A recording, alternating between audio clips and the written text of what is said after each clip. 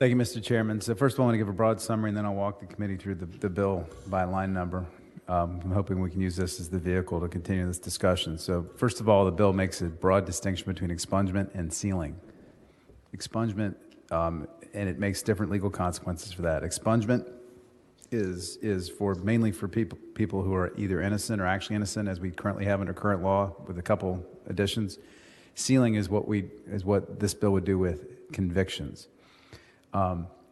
In terms of expungement, it adds, it also has a small automatic expungement provision, which I'll go over in a second, which can be built upon later. And the sealing, just broadly speaking, is for class 5 and 6 felonies all the way down. That is for convictions, sealing convictions. It also has provisions for employer access. It talks about the legal consequences of expungement and sealing, which the other two bills do not do. It has a court-appointed attorney program, which the other bill does not have. It talks about civil liability for data brokers, which is a bill that's been vetted by committees here before. Senator Lucas' version has some data broker thing I've never seen before. I don't know who's vetted that, but that's new. It wasn't discussed in Crime Commission. And there's a lot of other details that I'll talk about in a second. But the big difference is the House has a small, the Senator Lucas automatic bill has a small list of crimes, and it's automatic. This bill... The word you use has the what? Senator Lucas' bill has the something of... Has a small list of crimes, but it's automatic. Yes. This bill has a big list of crimes, but it's mostly petition. That's the main difference.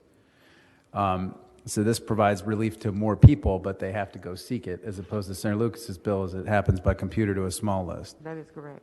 Yeah. And just so the committee has some background, we talked about this on the Crime Commission. 36 states allow the sealing of felonies. 41 other states allow this of convictions. 41 other states allow the sealing of misdemeanor convictions. About 4 to 5 states have authorized automatic expungement or sealing. Most states call it sealing after it's been convicted. Only 2 states have actually implemented that because it's very hard to do automatic. And only 1 state in America has authorized the automatic expungement or sealing of felonies. And it has not been implemented in that state yet because it only was voted on about 2 months ago. And most states exclude all the crimes that Senator McDougal has been talking about from their sealing or expungement. I'll just point that out as well. I believe we were presented that at Crime Commission. So here's the details. If you have the bill in front of you right now, I'm going to skip the first part of it because I'm going to have to go back to that. I think that's not really the main act in the bill. So if you want to turn to line 153, that's sort of where the expungement piece begins. Section 19.2, 392.1:1, this defines what expungement means, and it defines what sealing means. And basically, the first line there, it says expungement means we're removing everything from the record, and it's being put in a physically sealed and separate file, recorded in an offline medium pursuant to procedures adopted by the state police. And that's basically what happens today. A lot of people think expungement means records are deleted. They're not. They're putting in a file cabinet somewhere that only certain people can get to. And then in sealing, as on the next page, sealing says that all we're doing is restricting dissemination of the record information in the CCRE and prohibiting dissemination of court records. Those records are also, not seen in public anymore, but it has those definitions which are critical. Then if you go down, line 168, 19.2, 392.2, this is the existing expungement statute, and you'll see what we've added to that. In addition to the not changing existing law, we've added that people can petition to have alcohol possession, marijuana possession, and underage tobacco possession expunged, or convictions for that, or if they receive a suspended position of sentence. We call that an SIS, suspended position of sentence, on those provisions. In order to get that, you have to have good behavior, no convictions of any kind for 5 years during that period of time. And then it also restores the payment of court costs, but it waives court costs for anybody who's indigent. So if you can establish that you're indigent, you don't have to pay court costs. One of the things we heard from our colleagues on the other side at Crime Commission is that access to court to people is important, and I'll get back to that, but this waives court costs if you can show you're indigent.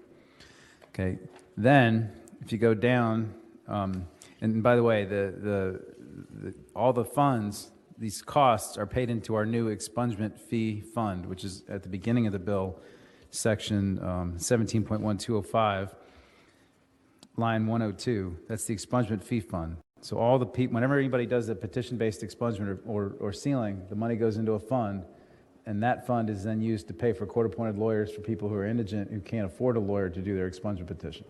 And I believe the fee for that we have in here is the same as a misdemeanor fee of $120, I think, to get paid for that. So then, if you go down to some other changes that I think are important, if you go down to line, the changes on the next couple pages just are adding the fact that we're expunging convictions, which is new for expungement. But it's a policy that the Courts Committee adopted the last two sessions, special session, the session before, I believe. I think it was Senator McDougal and Senator Norman's bill, maybe Stanley as well.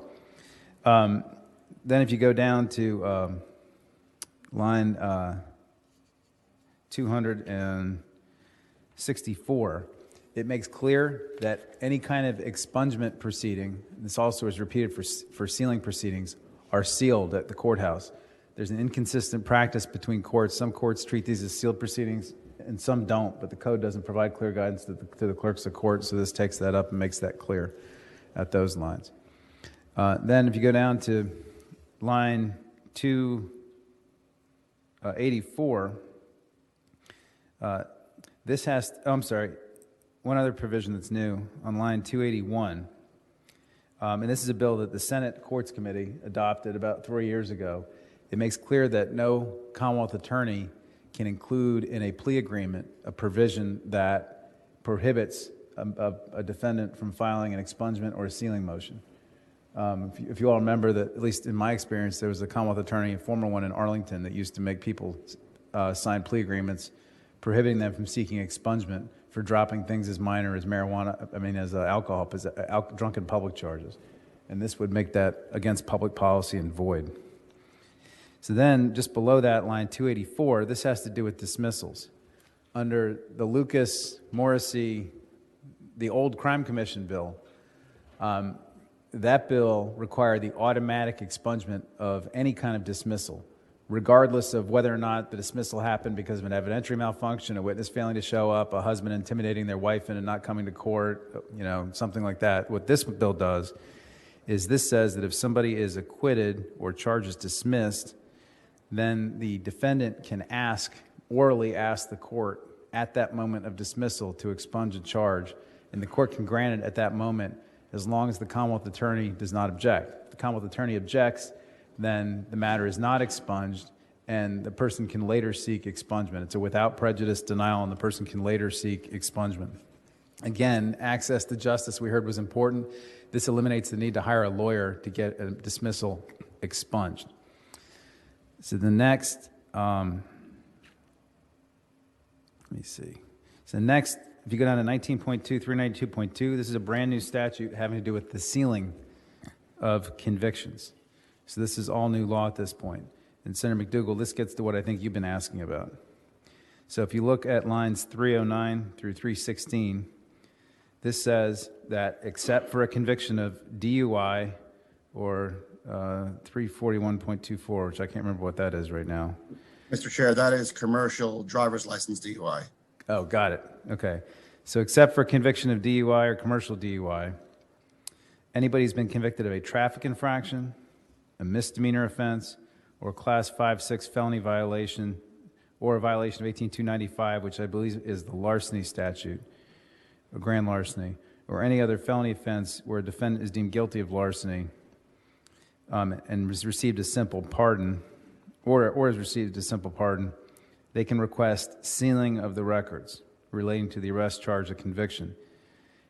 They're only eligible to do that, however, if they have never been convicted of a class 1 or 2 felony, if they have not been convicted of a class 3 or 4 felony within the last 20 years, or they've not been convicted of any felony in the last 10 years from the date of the petition. So if you have any of those provisions, you're not allowed to seek sealing. Then, if you go to the next provision, B has to do with costs for indigent folks. Then C explains what the petition has to contain. D says the Commonwealth Attorney has to file an answer. E has to do with getting your fingerprints done. F has to do with the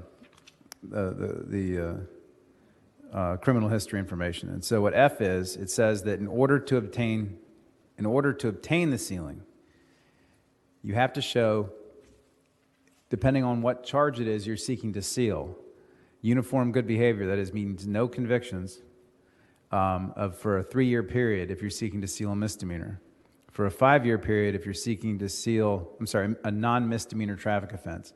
If you're seeking to seal a misdemeanor traffic offense, excluding DUI or moral turpitude offenses, you have to show uniform good behavior for 5 years. If you're seeking to seal a DUI, Class 5 or 6 felony, or a moral turpitude offense, you have to show good behavior for 10 years. In addition to that, on line,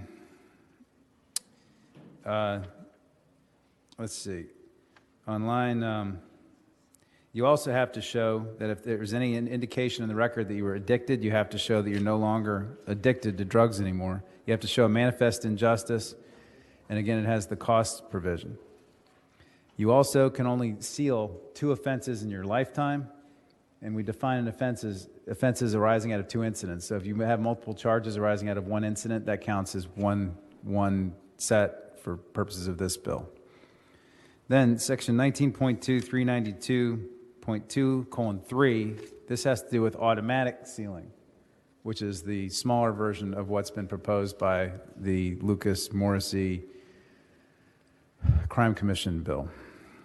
So if you look at the first part of that, lines 419 through 431, this says you can obtain automatic sealing for any Class 3 or 4 misdemeanor that's reported to CCRE, a violation of alcohol possession, marijuana possession, or marijuana paraphernalia, provided that 10 years have passed from the date of disposition, and the person has not received any reportable offense to CCRE in the last 10 years. And those are reportable misdemeanors. So if you got a traffic conviction, that would not count. But if you got a DUI, it would. If you got a reckless driving, that would not count. If you got a driving on suspended, that would not count. But if you got an assault and battery, it would count. So you would not be eligible for the automatic sealing. You could, however, petition for a petition-based sealing. And you can only get 2 charges automatically sealed in your lifetime.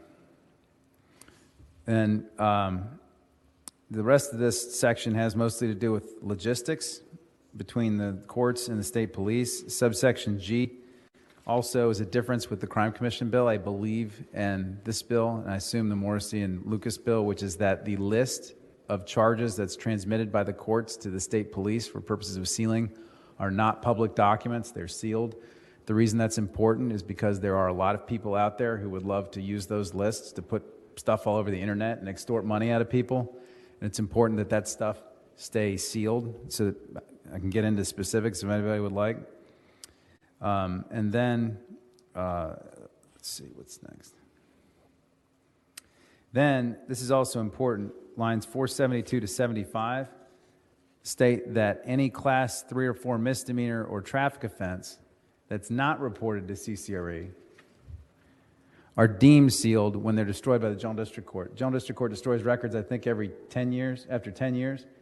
And so this would automatically deal those records as sealed as soon as they are destroyed. And that's important for purposes of these criminal background checks, these companies that put out information about people, that we specifically and legally state these things are sealed so that they can't continue to publish them to people.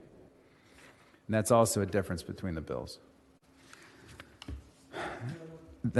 Then, Can we just get an idea how much time we're going to allow for this, and then I wanted to be able to walk through all 3 bills.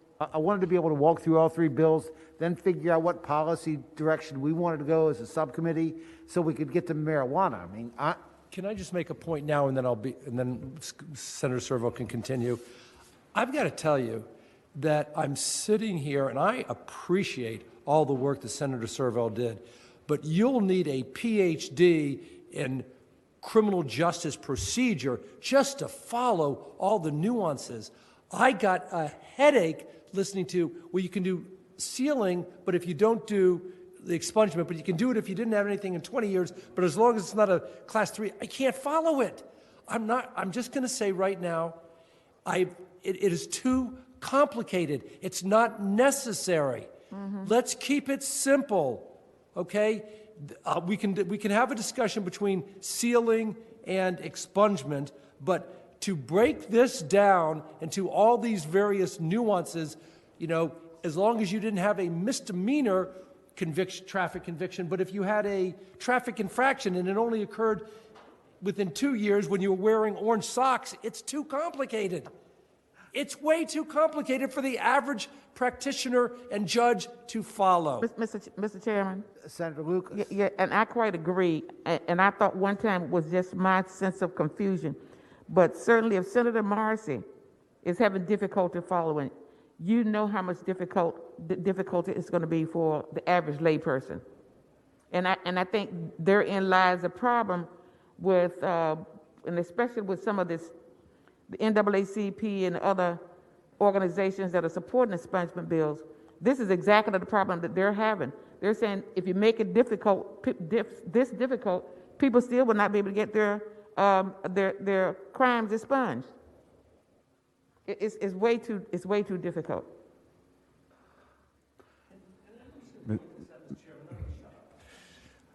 What is this incessant concern with a DUI conviction? You know, I'm so tired of hearing that. It's a significant offense. I understand it. It causes carnage on our highways, but all I keep hearing is DUI. I'm going to say this publicly. So what? Mr. Chairman. Mr. Chairman. Senator Surovell. I appreciate Senator Morrissey's opinion, but the federal government requires us to keep DUI records public for 11 years or we lose a lot of money. It's not our decision. Senator Surovell, your bill, does it address the employer liability piece that was brought out in Senator Lucas's substitute? Mr. Chairman, the difference, my bill does not have an employer immunity provision in it. My bill does have a data broker liability provision in it. Okay, the third-party liability part. Yes, it does. Okay. But I do not have immunity in here. But what it does have that's different is that it allows different classes of employers to ask about expunged charges and to seek and to request disclosure of certain expunged charges depending on the nature of the job. And by the way, for whatever it's worth, what this bill does is basically what's done in the majority of states in America. And yeah, it's complicated because the world's complicated and because different offenses have different consequences and different reasons for occurring, and there's different things that have to be, circumstances that have to be taken into account to decide whether or not to keep it on somebody's record or not. The world isn't simple. In fact, from my perspective, Mr. Chairman, oversimplification is what led to mandatory minimum sentences. People thinking that it's just easy, everybody's a criminal, they should get them out of jail time. That's I think, a big policy difference. Senator Surovell, are there just a few minutes worth of explanation you have left for your bill? Sure. I can get, I just thought, okay, I'm happy to finish blasting through it right here. Section 19.2, 392.3:1. That starts on line 507. That has to do with how these records can be disclosed, mainly by the permission of the subject of the record. It also talks about different people that have access to these records. And then if you get to section 392.5, this is another provision that the Crime Commission bill and the House bill, these other two bills don't deal with. It talks about what the legal effect of an expungement is and what the legal effect of sealing is. Nobody likes to talk about what the effect is, but by adding all these crimes, it creates all kinds of confusion and all kinds of unintended consequences by not specifically defining what the consequences are. So subsection A has to do with the legal effect of expungement. Subsection B has to do with the legal effect of sealing. Section 19.2, 392.6 also talks further about sealing and explains when these things can be admitted in evidence, when they can be used for sentencing in subsequent charges. They talk about barrier crimes, which we haven't even begun to talk about yet, about whether or not expungement removes a barrier for barrier crime purposes, and nobody's talked about it except in my bill. And it also makes clear that any charge or conviction sealed shall not be maintained, sold, reported by any third party unless it's in accordance with this chapter, and that's for the data brokers. Then the last thing, Mr. Chairman, is if you look at subsection, if you look at the very beginning, subsection 20, lines 25 through line 81, this has to do with the data broker liability piece, which makes basically any company that buys and sells information containing public record information liable if they continue to publish inaccurate information, as if they continue to publish information about charges that have been expunged. Because if we give people an expungement, but third parties continue to put it on every background report for everybody who applies for a job or everybody who applies for a lease, we haven't done anything for anybody.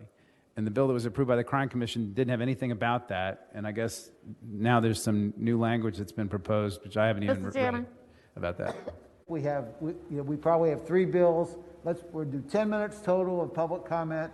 And I understand that a lot of people are signed up. We might not have much more time to identify yourself, identify any group you're associated with, and tell us your position, which bill you're for, which bill you're against.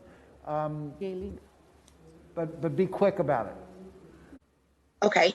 My name is Lauren Penn, and I am someone who these bills will personally affect. I currently am, I got a criminal background over 12 years ago. I have made great strides. I've not been in any more trouble. I went back to school. I'm getting ready to finish my bachelor's. I read all the expungement bills. Senator Lucas's bill and Senator Morrissey's bill, the way that it is laid out, I will not be eligible for expungement under this bill. But under Senator Surovell's bill, I will be eligible for expungement because Senator Lucas's bill and Senator Morrissey's bill is too exclusive, in my opinion.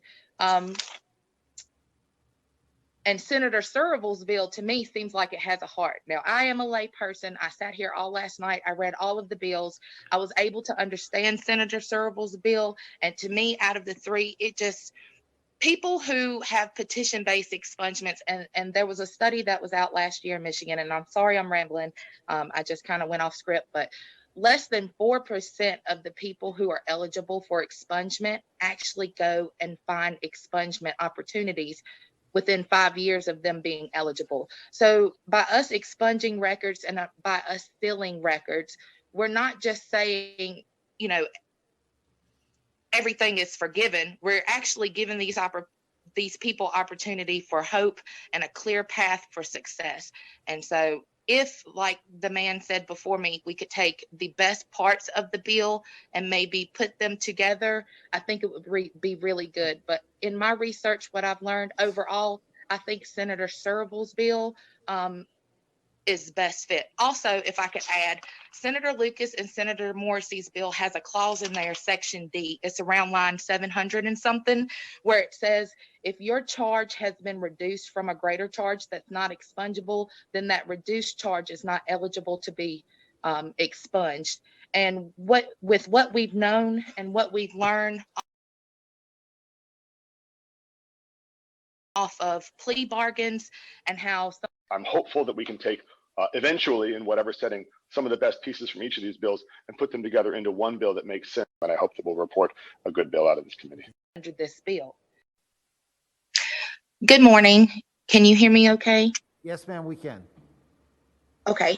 My name is Lauren Penn, and I am someone who these bills will personally affect. I currently am, I got a criminal background over 12 years ago. I have made great strides. I've not been in any more trouble. I went back to school. I'm getting ready to finish my bachelor's.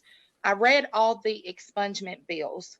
Senator Lucas's bill and Senator Morrissey's bill, the way that it is laid out, I will not be eligible for expungement under this bill.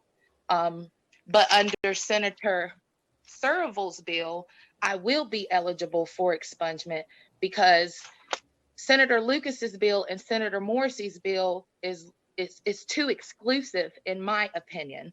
And Senator Surovell's bill, to me, seems like it has a heart. Now, I am a lay person. I sat here all last night. I read all of the bills. I was able to understand Senator Surovell's bill. And to me, out of the three, people who have petition-based expungements, and there was a study that was out last year in Michigan, and I'm sorry I'm rambling. I just kind of went off script, but less than 4% of the people who are eligible for expungement actually go and find expungement opportunities within 5 years of them being eligible. So by us expunging records and by us filling records, we're not just saying, everything is forgiven. We're actually giving these people opportunity for hope and a clear path for success. And so if, like the man said before me, we could take the best parts of the bill and maybe put them together, I think it would be really good. But in my research, what I've learned overall, I think Senator Surovell's bill is best fit. Also, if I could add, Senator Lucas and Senator Morrissey's bill has a clause in there, Section D. It's around line 700 and something, where it says if your charge has been reduced from a greater charge that's not expungible, then that reduced charge is not eligible to be expunged. And with what we've known and what we've learned off of plea bargains and how sometimes they're not given in the best interest of the defendant, but rather to gain a conviction, or it may be racially increased, I would just ask that you would eliminate that clause. Hi, Mr. Chairman, Keith Martin with the Virginia Chamber of Commerce. We recognize, most of you, that a prior conviction can make reentry into society and the economy challenging. We'd like to thank Senator Surovell for reaching out to the business community to seek a solution that meets the needs of employers and those with previous arrest and conviction histories. Thank you. Mr. Chairman. Senator Surovell.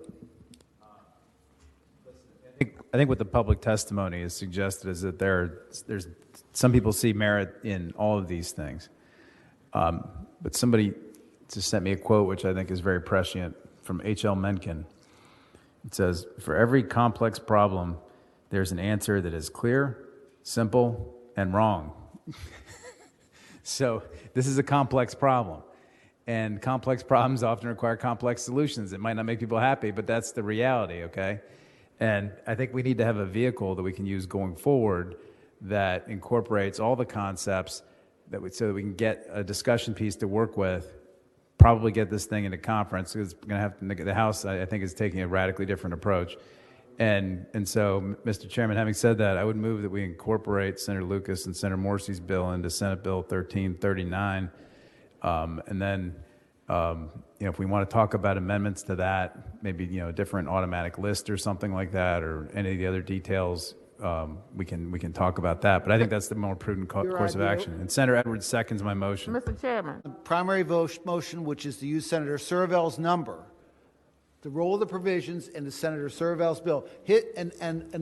By provisions, I mean that we are substituting Senator Lucas's data protection provision, in substituting that language for the language in Senator Surovell's bill. The rest of Senator Surovell's bill is what we're using, okay? And the motion is that we recommend reporting that bill to the full committee. Mr. Surovell. Senator McClellan. Senator Morrissey. Senator Stanley. Senator McDougal. Senator Edwards. And Mr. Chairman. Aye. Thank you. Okay, now